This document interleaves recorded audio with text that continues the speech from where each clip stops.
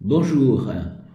Avant de commencer cet audio, j'aimerais bien que vous alliez sur le forum qui est sur la plateforme afin de nous dire qu'est-ce que vous pensez de cet enseignement hybride, qu'est-ce que vous pensez des enregistrements, comment ça se passe aussi pour vous. On aimerait bien avoir votre avis et par conséquent, allez-y, donnez-nous votre avis. Faites-nous savoir qu'est-ce qui va et qu'est-ce qui ne va pas. Ça nous permet tout simplement d'améliorer notre manière de faire ces cours qui sont à la fois des cours à distance et des cours en présentiel.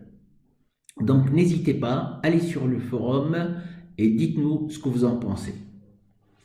Bien. Alors pour la vidéo d'aujourd'hui, on va voir un phénomène qui se présente dans beaucoup de molécules organiques. On a ce qu'on appelle une compétition entre l'effet mésomère et l'effet inductif. Ça veut dire que dans la même structure moléculaire, on va être confronté à deux choses à la fois, les deux effets, l'effet mésomère et l'effet inductif. Exemple, si vous prenez cette molécule, d'abord l'oxygène étant plus électronégatif que le carbone hybridé sp2, il va avoir un effet inductif -I. Donc, l'oxygène attracteur par effet inductif. Par ailleurs, l'oxygène ayant un doublet libre et il est hybridé sp3, son doublet libre se trouve en alpha à côté de la double liaison. Donc, on a un système conjugué dans cette molécule. Et vous savez que les hétéroatomes qui sont hybridés sp3 et qui sont en alpha d'une double liaison, ça représente un système conjugué. Et en plus de ça, c'est un effet mésomère plus M. Donc, vous voyez bien que dans cette structure moléculaire, vous avez les deux effets à la fois. Un effet mésomère donneur et un effet attracteur par effet inductif. Quelques exemples. Donc, dans ce tableau, on va voir trois colonnes. Dans la première colonne, nous allons voir quelques groupements qui sont à la fois attracteurs d'électrons par effet inductif et attracteurs par effet mésomère. L'exemple le plus cité, le plus étudié, c'est le groupement NO2 qui est à la fois attracteur par effet inductif et attracteur par effet mésomère. Vous avez également le groupement cétone qui lui aussi va agir dans le même sens, c'est-à-dire il serait attracteur par effet inductif et attracteur par effet mésomère. La même chose pour le groupement nitrile. Bien. Dans la deuxième colonne, nous allons voir quelques groupements dans lesquels vous avez à la fois plus M et à la fois plus I. L'exemple, c'est un oxygène chargé négativement.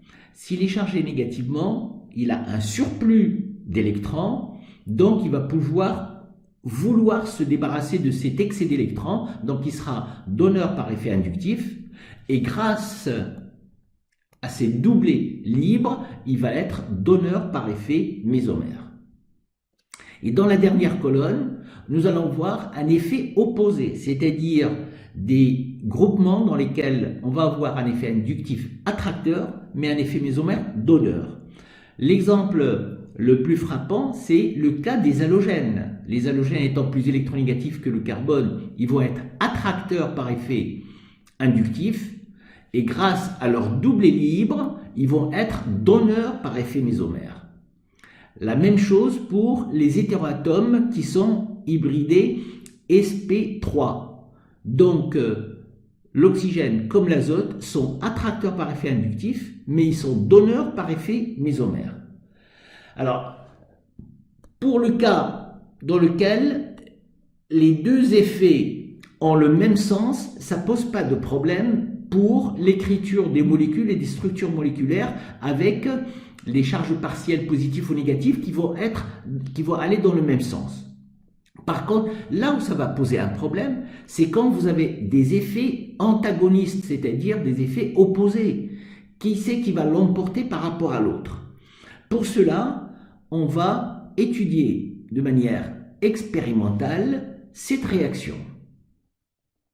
Donc, dans cette réaction, le 1-chloroéthène, on le soumet à un réactif,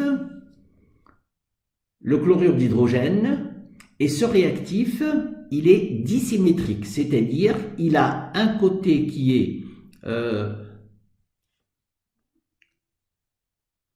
celui-ci, c'est un électrophile et un côté qui est nucléophile.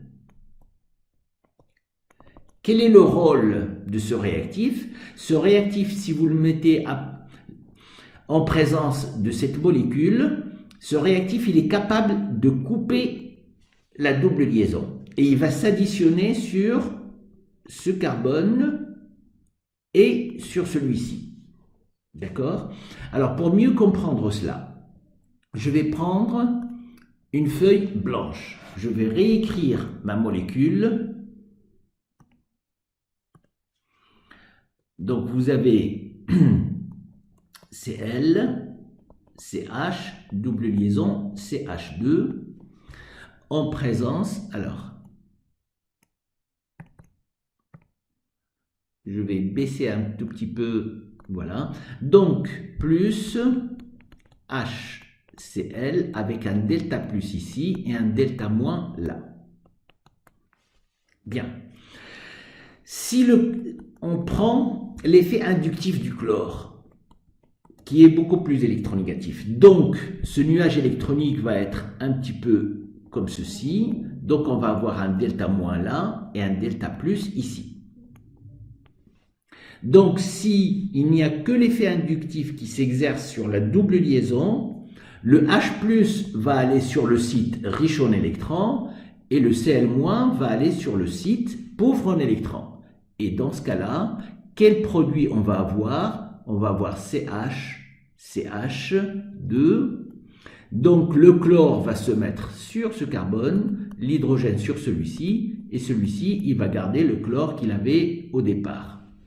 Donc on aurait ce produit-là qui est le 1,2-dichloroéthane.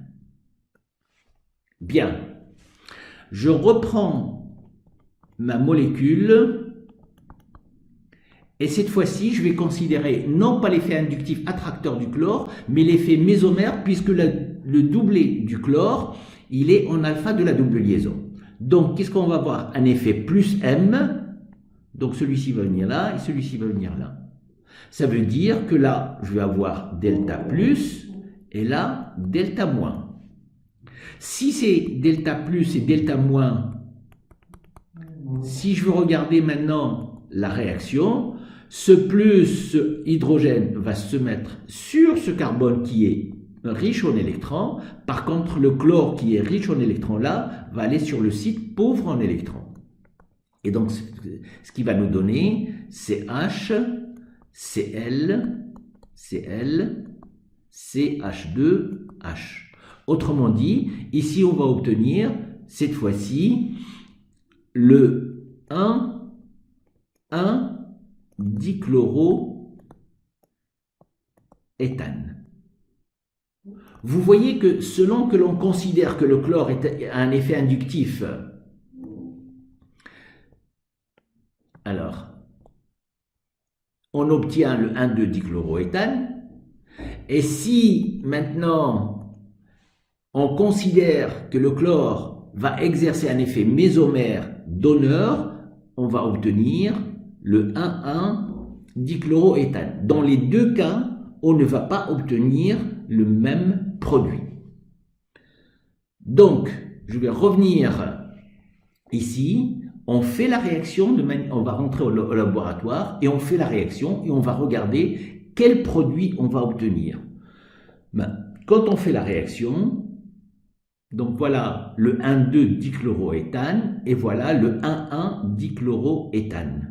Eh bien, quand on fait la réaction, on n'obtient pas du tout ce produit-là, seul ce produit-là est obtenu. Ça veut dire quoi?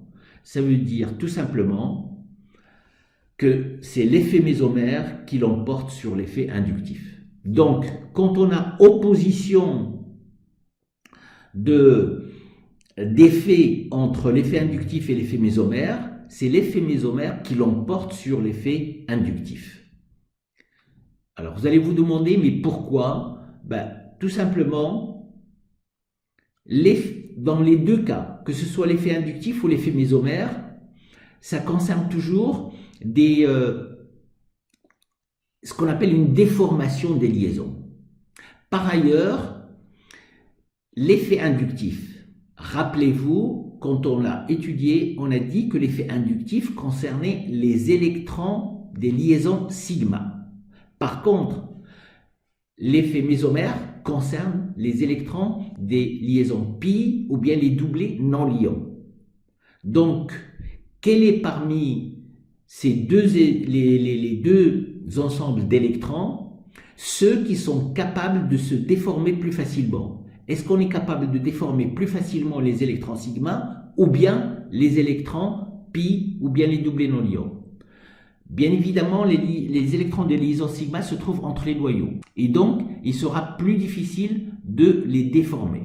Par contre, les électrons pi, c'est un recouvrement latéral plus loin que des noyaux et c'est la raison pour laquelle il serait donc plus facile de déformer des électrons pi ou bien des électrons des doublés non liants que les électrons sigma. C'est la raison pour laquelle, donc, on a les deux effets qui se conjuguent, c'est l'effet mésomère qui l'emporte sur l'effet inductif.